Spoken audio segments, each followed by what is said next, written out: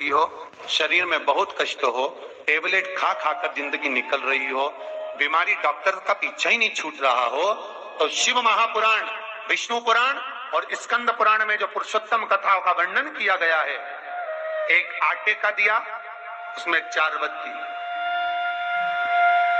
आटे के दिए में 4 बत्ती रखें, तिल्ली का तेल डाल लें, थोड़ा सा उसमें सरसों का तेल डाल लें। महाराज, घर के बाहर अर्थात घर के अंदर के बाहर जो चौखट होती, चौखट से थोड़ा सा बाहर, बिल्कुल चौखट पे नहीं बैठना, थोड़ा सा बाहर, 9वीं तिथि के दिन शाम के 6 से 6:30 के बीच में 21 बार जो व्यक्ति बीमार रहता है उसके सिर से नीचे की ओर श्री नरसिंह भगवान का स्मरण कर कर, जिस अधिक मास में जिस तिथि को उतारा कर रहे हो उस तिथि का नाम लेकर, उस अश्विन अधिक मास का नाम लेकर, जो व्यक्ति का उतारा कर रहे हो उसका नाम और गोत्र लेकर 21 बार जो उतार कर उस दिए को घर के ही चौखट पर रख देता है, उस व्यक्ति की बीमारी छूट जाती है। महाराज, वो रोगीला नहीं रहता, रोग से ग्रस्त नहीं रहता, दवाई गोली उसकी छूटती है। कभी बात कहेंगे कि शिव पंचायत के अंतर्गत अगर शरीर में रोग भारी हो गया, बहुत बहुत तकलीफ है, शरीर में कष्ट है, बड़ा भारी रोग हो गया है, बहुत तकलीफ में अगर शरीर चल रहा है, तो निवेदन करूंगा आप प्रयास करिएगा,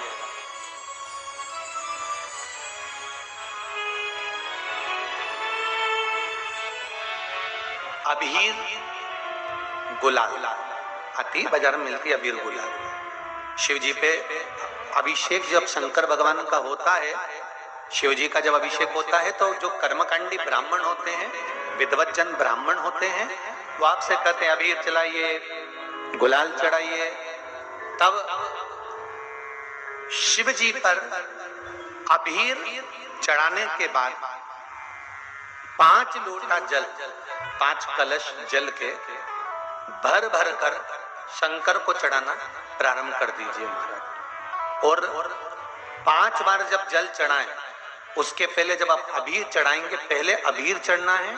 अबीर जब चढ़ा दें, चढ़ाते समय आप अपनी रोग, अपनी बीमारी, अपने कष्ट को शंकर जी को कहें अबीर चढ़ाते समय, और उसके बाद में 5 लोटा जल समर्पित करें।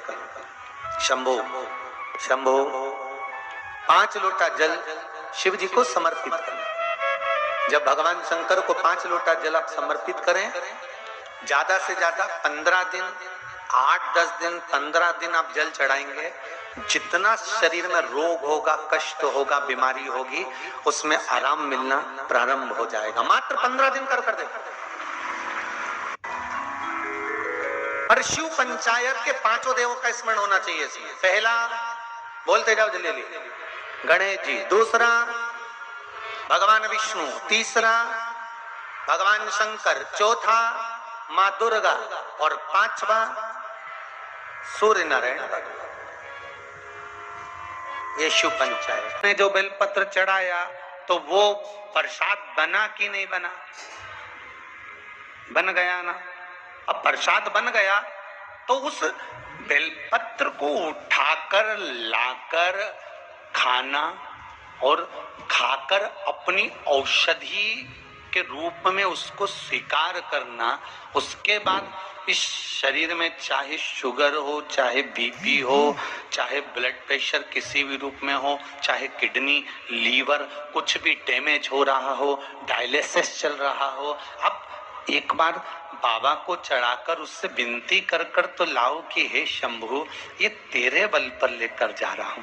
मैंने सुना है तुझ पर जो चढ़ता है वो प्रसाद बन जाता है, और ये त्रिगुणाकार बेलपत्र को मैं लेकर जा रहा हूं, मैं खाऊं, और बाबा इतनी कृपा कर देना कि ये औषधि का काम कर दे और मेरी बीमारियां समाप्त कर दे। ये शिव से कहो।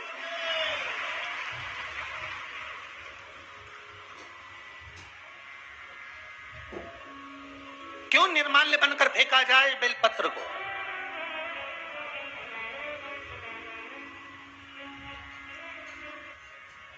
एक नियम बना लो बैसाख महीने से कि शंकर भगवान पर जो बेलपत्र चढ़ी है वो औषधि का काम करती है। शिव पर चढ़ी हुई बेलपत्र मंदिर में क्यों छोड़ें? क्यों नदी में हम इसको विसर्जन करें?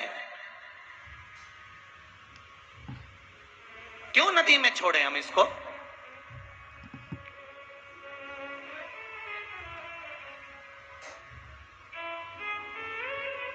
उसको उठा लाए, उसका प्रयोग करा, खाया, और उसका जो फल हमें मिला वो जीवन का सुख। हम तो ब्राह्मणों से भी कहेंगे, जितने ब्राह्मण जन शंकर भगवान के मंदिर में पूजन करते हैं, जितने विप्र जन भगवान शिव के मंदिर में पूजन करते हैं, उनको करवत्त निवेदन, उनके चरणों को प्रणाम कर कर, उनके चरणों को नमन कर कर, उन ब्राह्मणों के चरणों को नमन कर कर निवेदन करूंगा कि आप शंकर जी के मंदिर में कोई प्रसाद बांटो ना बांटो, जो बेलपत्र शंकर जी के मंदिर में चढ़ती है उस बेलपत्र को उठाकर धूप में डाल दो, सुखा लो, पीस लो, और पीसने के बाद उसकी पुड़िया बना लो, उस पुड़िया को प्रसाद के रूप में देना चालू कर दो कि ये खाना चालू करो। किडनी, लीवर, शुगर, बीपी सब धीरे धीरे धीरे धीरे समाप्त होने लगेगा। तुम करो तो।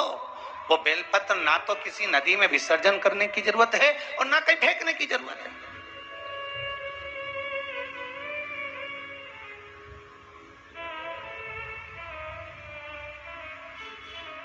प्रतिदिन भगवान को तुलसी चढ़ाते हो ना? तो रोज भगवान को तुलसी उनके भोग में चढ़ाते हो, उनके सामने चढ़ाते हो, उनके सम्मुख में ठाकुर जी की तुलसी चढ़ाते हो, उठा लाए, प्रयोग में लो, क्यों उसको विसर्जन में डालते हो?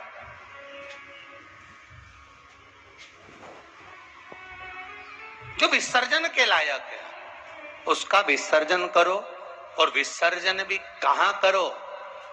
क्षिप्रा, गंगा, नर्मदा, सरयू या आपके क्षेत्र की कोई पवित्र नदी है, उस नदी में ले जाकर कोई निर्माल्य वस्तुएं मत पटको। आज वैसे ही इस पृथ्वी पर जल स्तर गिरते जा रहा है, उस पवित्र जल को हमें संजोना है। जो निर्माल्य की वस्तु मिले, एकांत में किसी खेत में उसको एक खड्डे में डालकर इकट्ठा करो। जब उसकी खाद बन जाए तो जिस खेत में उसको डालोगे भगवान के प्रसाद को, वो खेत भी उज्जवल आनंद सुख प्रदान करेगा और कुछ ना कुछ अच्छा देना प्रारंभ करेगा। क्यों किसी पवित्र नदी को हम नष्ट कर रहे हैं? क्यों गंगा को हम कचरा डालकर नष्ट करें? क्यों यमुना को, सरयू को, क्षिप्रा को हम नष्ट करें? हम उसको शुद्ध बनाने का प्रयास करें, हम उसको निर्मल बनाने का प्रयास करें। अपने गांव में, नगर में जो तालाब, जो बावड़ी, जो कुएं हैं, उनको हम निर्मल बनाने का प्रयास करें, शुद्ध बनाइए।